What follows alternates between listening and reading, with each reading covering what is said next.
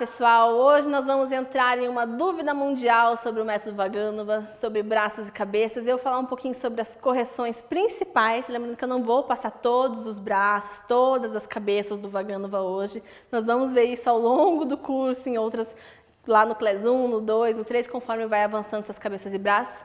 Mas eu vou tirar algumas dúvidas de como corrigir, de como trazer fluidez para o braço do seu aluno, o que você pode estar fazendo para melhorar isso. Bom, na aula passada nós já falamos um pouquinho sobre a correção postural. Então eu vou pedir lá para a Lorena estar mostrando para a gente lá na barra, se posicionando lá em preparatória. Isso. Então ela já vai pensar, já vou verificar de volta toda a postura dela lá, se está tudo certinho, né? Se a costela dela está fechada, se está tudo, ombro. Beleza. Tá aqui?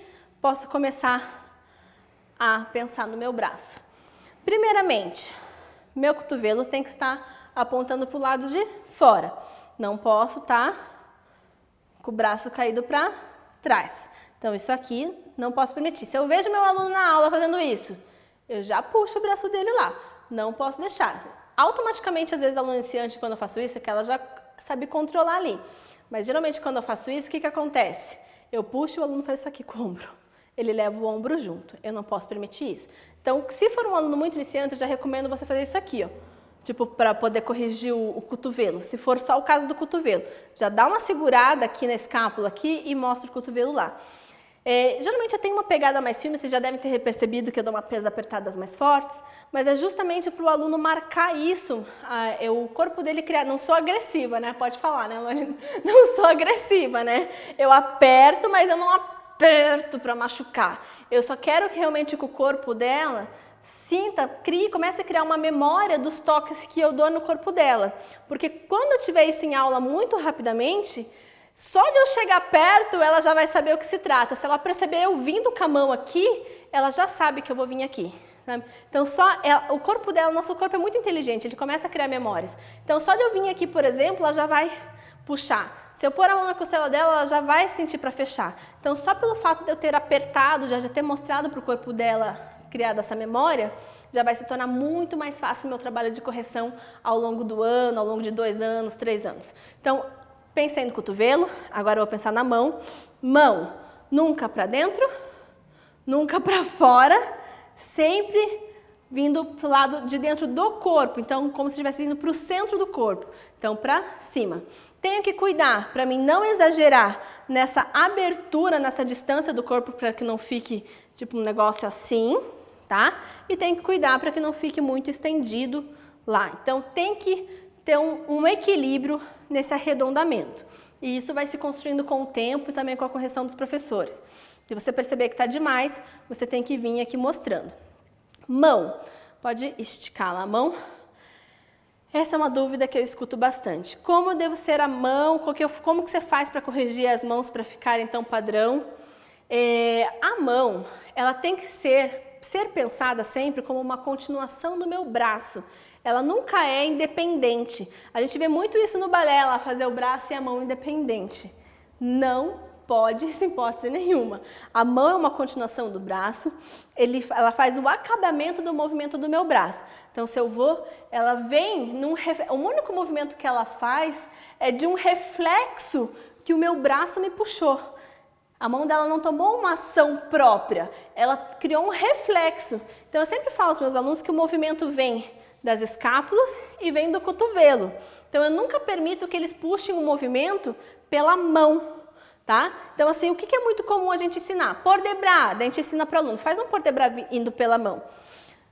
Pode fazer lá, abriu, o port de bras leva, a mão leva. A mão leva, isso se torna tão grosseiro, repete de novo. Sei que é meio difícil tentar fazer isso, mas vai. Leva com a mão, isso. Leva um port de bras seco, né? Então, eu vou fazer com a mão. Leva um port de bras seco. Então, assim, vocês já viram aqueles port de bras que parecem mais robóticos, né? Então, o aluno está lá em preparatória, daí vai para a primeira, pode ir? Para a primeira, para a segunda, daí se ele vai para a terceira, ele vai seco, né? Então, assim, por quê? Porque ele está levando o braço inteiro dele para o movimento. E, na verdade, ele é um deslizar do movimento. Tudo que vai me levar eu venho pela escápula. Então, o meu aluno vai fazer aqui a preparatória para iniciar um exercício de barra. Então, ela vai alongar, vai respirar. Agora a mão vai refletir o movimento. O cotovelo começa a puxar. Quebrou. Quebrou, veio. Agora, esse cotovelo voltou para fora. A mão se ajeitou lá para dentro. A escápula começa a levar o movimento sem desencaixar o ombro. Agora, o cotovelo começa a puxar para trás, não a mão. Cotovelo, cotovelo, cotovelo. E agora, de novo, ele vai manter aqui em segunda. E se fosse finalizar, esse cotovelo vai subir e vai respirar e vai trazer o movimento. Percebe que a mão dela tem um leve movimento, mas não é a mão que está trazendo até se alinhar novamente.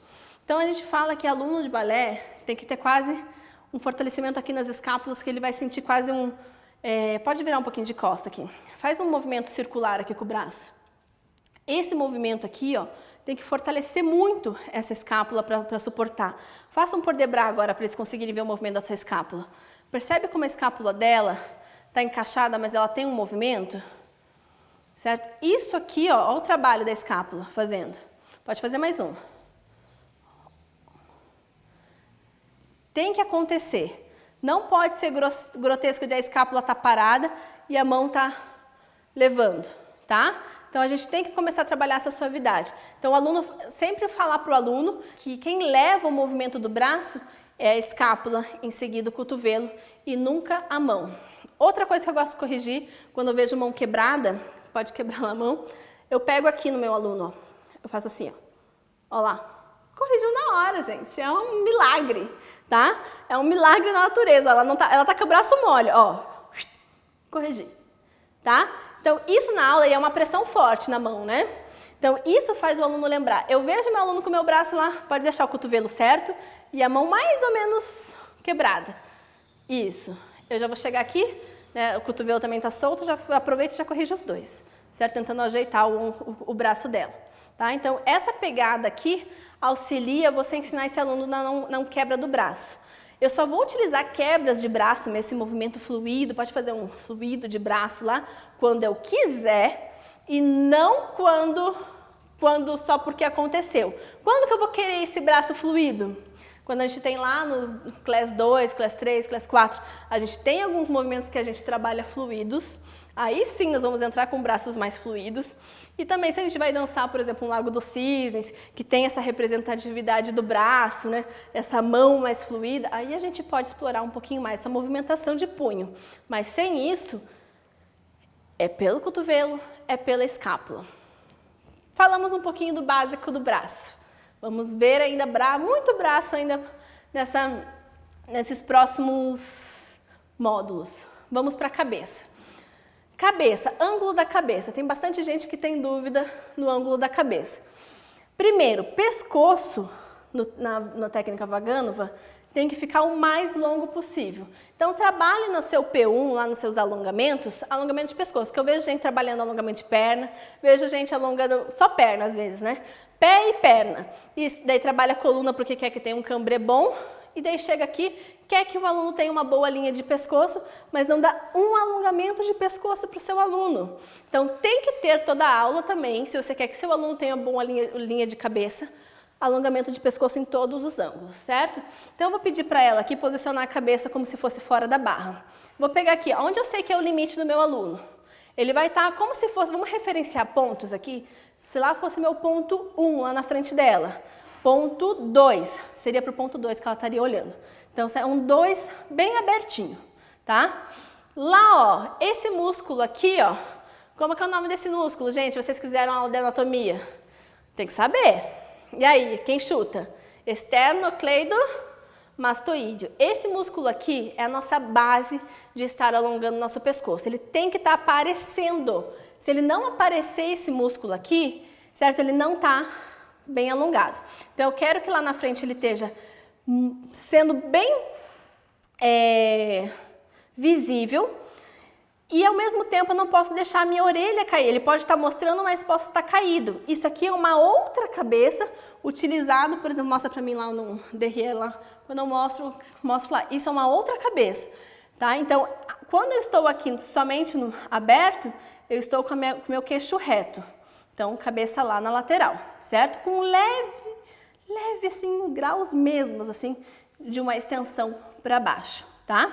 Então, estou bem organizado lá com a minha cabeça bem estendido, é isso que eu tenho que manter. Essa é a primeira cabeça que seu aluno tem que dominar. Depois disso, nós vamos falar sobre as variações de cabeças que a gente tem para derrière e tudo isso. Quando eu estou em derrière, o meu aluno vai alongar ainda como se fosse para o ponto 3. Eu estava no ponto 2, eu alongo para o ponto 3, porque daí eu vou utilizar um pouquinho do meu cambré vindo lá da minha lombar. Estou falando de técnica Vagânova, gente. Não é para todos os métodos. Tem métodos que não vão utilizar esse cambré aqui de baixo, que vai utilizar o cambré vindo de cima como o Royal, e não vai ter essa cabeça tão estendida. Vai ter uma cabeça lá contrária. Tá? No Vagânova a gente vai utilizar essa preferência de alongamento para mostrar esse pescoço, mas a gente pode utilizar essa outra cabeça, estou parecendo, né, mexendo na cabeça dela para cima e para baixo aqui, né? A gente até pode utilizar essa cabeça aqui, mas nós vamos utilizar mais a extensão, certo? Pescocinho bem estendido, queixo bem virado para fora. Uma coisa importante, uma técnica legal para você ensinar para o seu aluno. Coloque a sua mão como se fosse uma mesinha, lá no queixo dele, e ensine que toda a inclinação que você ensinar é na base da sua mão. Então, aqui, ó lá, essa seria uma cabeça e a outra cabeça aqui. Então, assim, as primeiras cabeças que ele vai aprender, por exemplo, se ele for fazer um devant, lá um rond de devant, ele vai aprender essa cabeça e vai aprender essa cabeça para os derrières, certo? Então, é importante que ele entenda que o queixo não baixa, porque senão o aluno vai fazer isso aqui, ó. E vamos ser sincera que já quebrou toda a sua linha que você queria.